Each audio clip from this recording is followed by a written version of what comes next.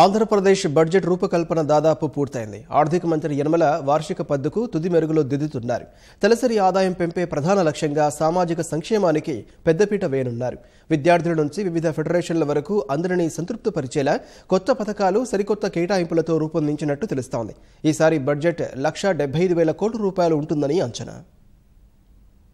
ప్రజా సంక్షేమమే ప్రథమ లక్ష్యం నినాదంతో 2018-2019 వార్షిక బడ్జెట్ను రాష్ట్ర ప్రభుత్వం తయారు చేసింది. ఎన్నికలకు ముందు ప్రవేశపెట్టే చివరి బడ్జెట్ కావడంతో జనాకర్షకంగా దీన్ని తీర్చిదిద్దేలా ముఖ్యమంత్రి చంద్రబాబు సూచనల మేరకు ఆర్థిక మంత్రి యనమల తుది కసరత్తు ముమ్మరం చేశారు. పరిశ్రమల స్థాపన ద్వారా ఉపాధి అవకాశాలు మెరుగుపడి గ్రామీణ ప్రజల ఆదాయం పెరిగేలా ఈసారి బడ్జెట్ను తీర్చిదిద్దారు. ప్రాథమిక రంగమైన వ్యవసాయం, అనుబంధ రంగాల్లో సమ్మిళిత అభివృద్ధి సాధించేలా కేటాయింపులు ఉండనున్నట్లు తెలుస్తోంది. ఫెడరేషన్ల కేటాయింపులను దాదాపు రెట్టింపు చేయాలని నిర్ణయించారు.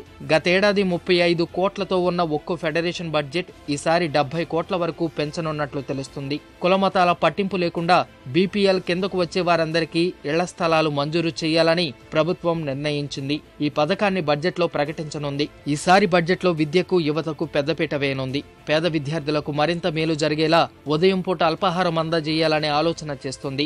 ఇంటర్ విద్యార్థులకు మధ్యాహ్నం భోజనం పెట్టాలని భావిస్తుంది. దీని ద్వారా రాష్ట్రంలో 34 లక్షలకు పైగా విద్యార్థులకు మేలు జరగనుంది.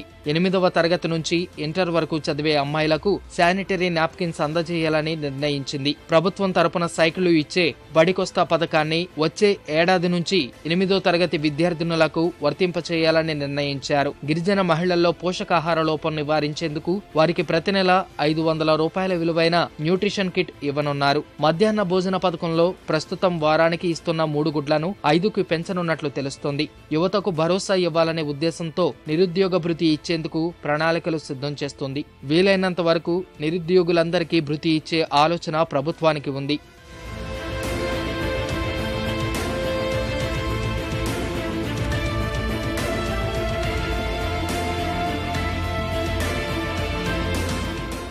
వృత్తి కళాకారులకు అవసరమైన పరికరాలు అందజేసేందుకు గతంలో అమలు చేసిన ఆదరణ పథకాన్ని పునరుద్ధరించనున్నారు. దీనికి 500 కోట్లు కేటాయించనున్నట్లు సమాచారం. చంద్రన్న పెళ్లి కానుక పథకానికి బడ్జెట్లో 150 కోట్లు ఇచ్చే అవకాశం ఉంది. బీసీ వర్గానికి చెందిన వధువుకు 30,000 రూపాయలు అందించేలా దీన్ని సిద్ధం చేశారు. పెళ్లి పందిరిలోనే ఈ మొత్తాన్ని వధువుకు అందిస్తారు. గిట్టుబాటు ధరలు లేక నష్టపోతున్న రైతులను ఆదుకునేందుకు మార్కెట్ ఇంటర్వెన్షన్ ఫండ్ను బడ్జెట్లో ప్రవేశపెట్టనుంది. ఇంటింటికి తెలుగుదేశం, జన్మభూమిలో వచ్చిన వినతులకు, ముఖ్యమంత్రి ఇచ్చిన హామీలకు బడ్జెట్లో ప్రాధాన్యత ఇవ్వాలని నిర్ణయించారు. ప్రతి శాఖలో రెవెన్యూ వ్యయం తగ్గించుకుని స్థిరాస్తి వ్యయం పెంచుకునేలా వార్షిక పద్దు ఉండనున్నట్లు తెలుస్తుంది. చాలా శాఖలు ఇచ్చిన బడ్జెట్ ఖర్చు చేయకుండా అదనపు బడ్జెట్ అడగడాన్ని ఆర్థిక శాఖ తీవ్రంగా పరిగణిస్తుంది. బడ్జెట్ మేనేజ్మెంట్ కు ఇది విరుద్ధమని భావిస్తుంది. గతంలో కేటాయింపులు చేసినా ఖర్చు చేయని శాఖలకు ఈసారి కోత పెట్టేందుకు సిద్ధమైంది. ప్రతి శాఖలోని సిబ్బందిని హేతుబద్ధీకరించుకుని ఆధునిక సాంకేతిక పరిజ్ఞానాన్ని వినియోగించుకుని వారితో పని చేయించుకునేలా కార్యాచరణ రూపొందిస్తుంది.